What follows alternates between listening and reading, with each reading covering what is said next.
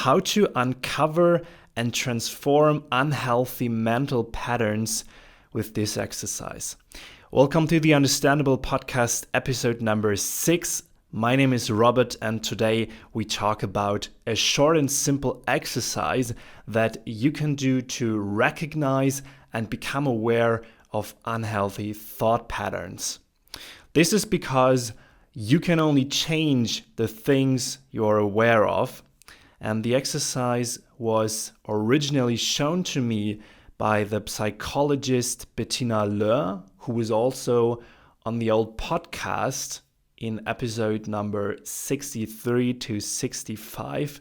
If you're a German listener, definitely check out these old episodes from season 1 here on the show.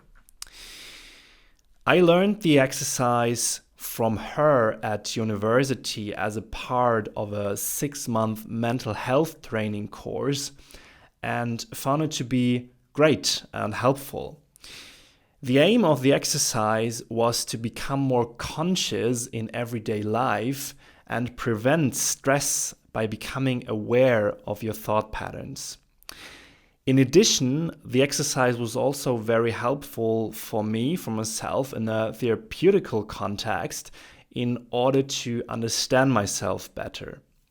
And today I have further modified the exercise for myself. So I use it whenever I feel something like where I think I don't yet understand why I feel this way or why I behave this kind of way. So in these cases, it's super helpful to do it. And this is especially helpful with unhealthy patterns, right? With negative emotions and also working on micro-traumata. So to start this exercise, you'll need a pen and paper. I already prepared it for you here. And there are 4 steps you can go through now. For preparation, you can draw 4 boxes in the middle of your paper and connect them with arrows. I did it here on this sheet. On the left and on the right side of the sheet, next to the boxes, you leave some space for notes, right? Just like this. If you're listening this on an audio platform, I think you might understand what I mean. And if you're watching this on YouTube or on Spotify video, you saw the pattern, like the box pattern. Box number 1 is always the initial situation, right? This is the so-called trigger.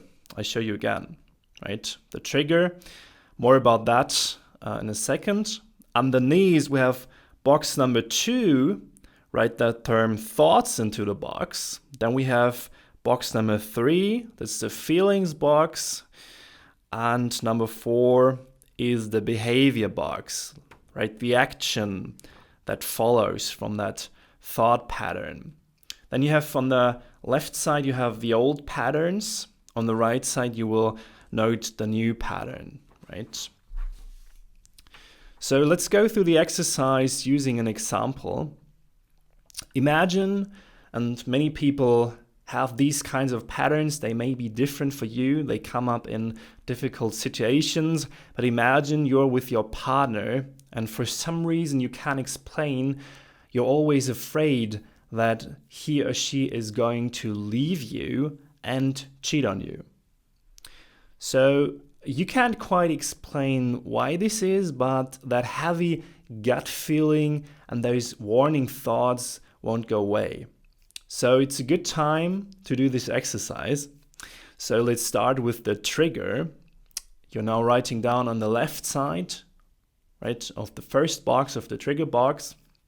Could be in this example something like your partner wants to go out partying with friends on a Saturday night, but you're too tired and you want to stay home. So he or she asks you, I would like to go out with friends tonight. I see you're too tired, but I really feel like it today. Is that okay for you? So your answer will be, you say yes, because what reason would be there to say no, right? However, now this fear comes up. What if he or she cheats on me now? So the trigger is that your partner wants to go out without you and tells you about it, right? So then there's box number 2, and here you can explore your thoughts a bit. Now, when the trigger appears, what pops into your head right now? This is what you write down on the left side of box number 2. For example, oh God, you're just going to cheat on me anyway. Or something like, don't leave me alone. Like whatever comes to your head, just write it down. And you can question that now. Like, where do you know these thoughts patterns from? Is it from the past? Like, did they appear in the past? Are they from former relationships or even from your childhood? Then we have box number 3. And this is now really interesting because you can now explore your feelings. Exciting, yes. This step is often particularly difficult because you don't really know why you feel this way now, right? So this is why you explore the pattern. And here you could try to paraphrase your feelings that are triggered by the thoughts. So if you think he or she is going to cheat on me or don't let me alone or whatever comes to your mind, then you could feel something like, I'm afraid you're leaving. Yeah, just try to paraphrase them in tiny steps. I feel powerless because I can't do anything, right? If you're leaving, I feel powerless, right? Maybe even some sort of panic, some panicky feeling inside, like, oh, you're leaving me now, right? Don't leave me alone. And again, when you try to explore these feelings, and you can repeat this exercise again and again, and after months or years, right? So this is not one thing you do today, you repeat it. Then you can ask yourself, when did I have ever felt like this in my life, right? And try to figure out where, for example, this already happened to you in the past. Then we have box number 4, and this is where you can reflect your reaction or the action your body takes after this pattern going on. For example, your physical reaction might first be that your body is releasing cortisol. That's quite normal because you're stressed, your heart rate increases, your hands get sweaty because you're nervous, and maybe you try to cover this up now by telling your partner, right, go ahead, it's not a problem for me, but it actually is because you're getting nervous. Or you may even react with defiance, like irritation or even anger. And this is like the exact reaction like you're showing in the end. And if you're able to consciously observe it in that situation, if you can switch to the spectator perspective here, it gives you the possibility to discover this mental pattern. And if you've gotten this far, that's great because you've now systematically uncovered a thought pattern here. Now, the next step technically would be to transform the pattern, right? So you can now switch to the other side and note things down for the new pattern column here. But if you have gotten this far now and already like uncovered a pattern, that's pretty nice. That's good because now you shed some light on it. Now you're kind of getting aware of it, and that's a great step ahead, right? So let's say you want to create now an alternative pattern. Like I said, transforming it, but I think like admittedly transforming is a bit of an exaggeration here. Let's say you to understand and to approach alternative healthy thought patterns here at first. So let's turn the attention to the right side of the sheet, and here you can write down a future alternative pattern now. Box number 1 is obviously like still the trigger, so it remains the same. To repeat, your partner says, I would like to go out with friends today to party. I see you are too tired, but I really feel like it today. Is that okay for you? Right? That's the fundamental situation here where you at first got really nervous. Ideally, however, this will no longer be a trigger in the future, but simply a normal everyday situation, a someday maybe, right? However, don't put pressure on yourself here that this has to be done from one day to the next, because it's totally okay to have triggers and unhealthy patterns here. You may have experienced things in the past where it was really helpful to be suspicious in those situations. But that doesn't mean that it always has to be that way. So, at this point, it can be helpful to talk openly with your partner about this specific trigger, because he or she can then ease your concerns. It's always something completely different to hear it from his or her mouth. I'm going to party with my friends.